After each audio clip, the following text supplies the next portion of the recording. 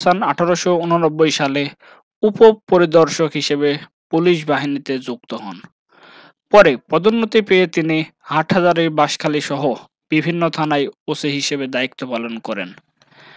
গত বছর নগর পুলিশের অতিরিক্ত পুলিশ কমিশনার প্রসিকিউশন হিসেবে দায়িত্ব পালনকালে তাকে বদলি করা হয়।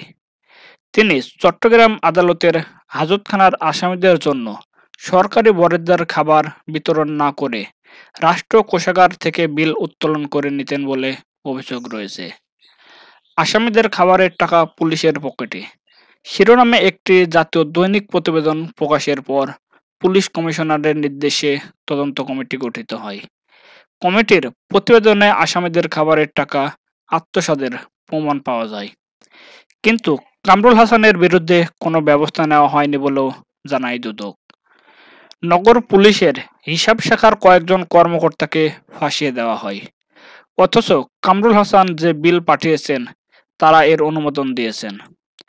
দুদকের সহকারী পরিচালক ইমরান হোসেন গণমাধ্যমকে জানান, পুলিশ কর্মকর্তা কামরুল হাসানের নামে নগরের পাহাড়তলীতে বাড়ি ও খুলশী ডিআইজি অফিসের পাশে ২,৫৭০ বর্গফুটের কোটি টাকা মূল্যের একটি ফ্ল্যাট রয়েছে।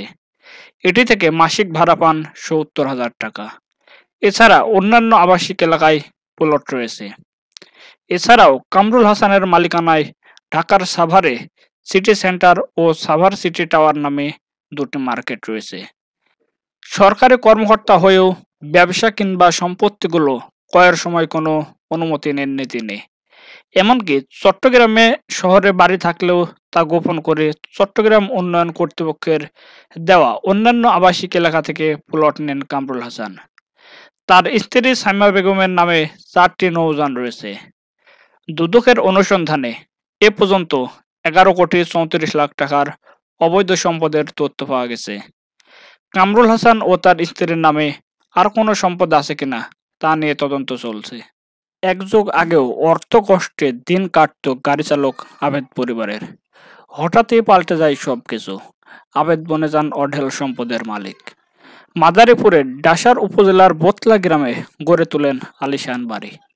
এছাড়া ঢাকায় একাধিক বাড়িসহ ফ্ল্যাট সহ নামে বেনামে বিপুল সম্পদ রয়েছে তার।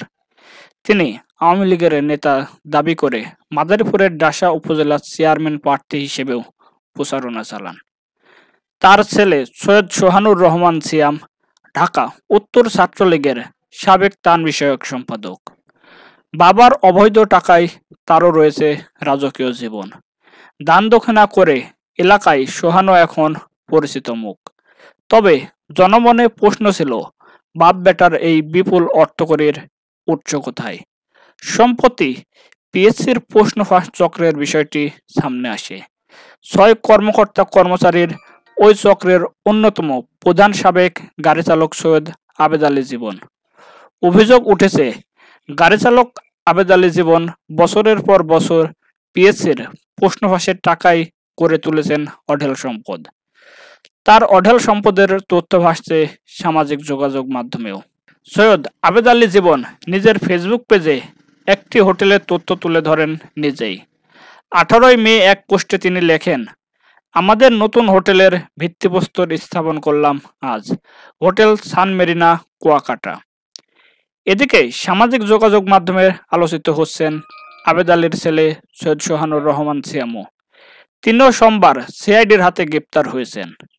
মানুষকে সাহায্য করে সেই ভিডিও প্রচার করেন সামাজিক যোগাযোগ মাধ্যমে। চড়েন একাধিক দামি গাড়িতে, পড়াশোনা করেছেন দেশের বাইরে।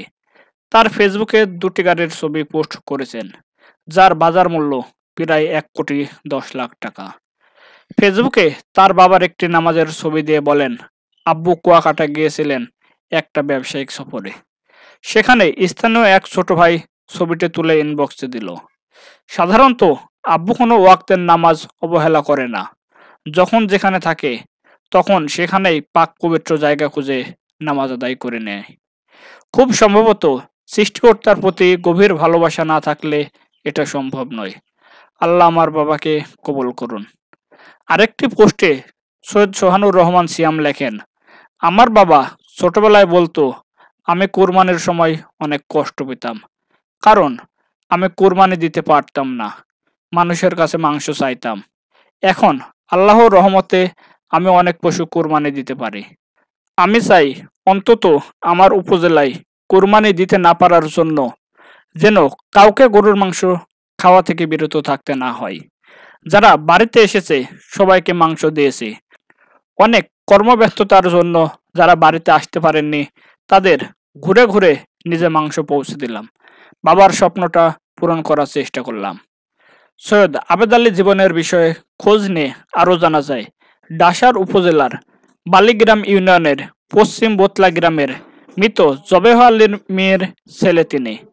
প্রায় এক যুগ আগেও অর্থকষ্টে দিন কাটত তার। এখন গ্রামের বাড়িতে আলিশান বাড়ি, বাড়ির পাশেই সরকারি জমি দখল করে গড়েছেন গরুর ফার্ম। গরু নদীর খাঞ্জাপুরেও রয়েছে তার বাড়ি। সমুদ্র সৈকত কুয়াকাটায় তৈরি করেছেন সানমেরিন নামে বিলাসবহুল 3 স্টার হোটেল। ছেলে সৈয়দ সোহানের দৃশ্যমান কোনো আয় নেই, তিনি দেখাশোনা করেন বাবার ব্যবসা। সূত্র জানায়, সৈয়দ আবেদ আলী জীবন বিশেষ পরীক্ষার প্রশ্ন সহ বিভিন্ন দপ্তরে করতেন দালালি।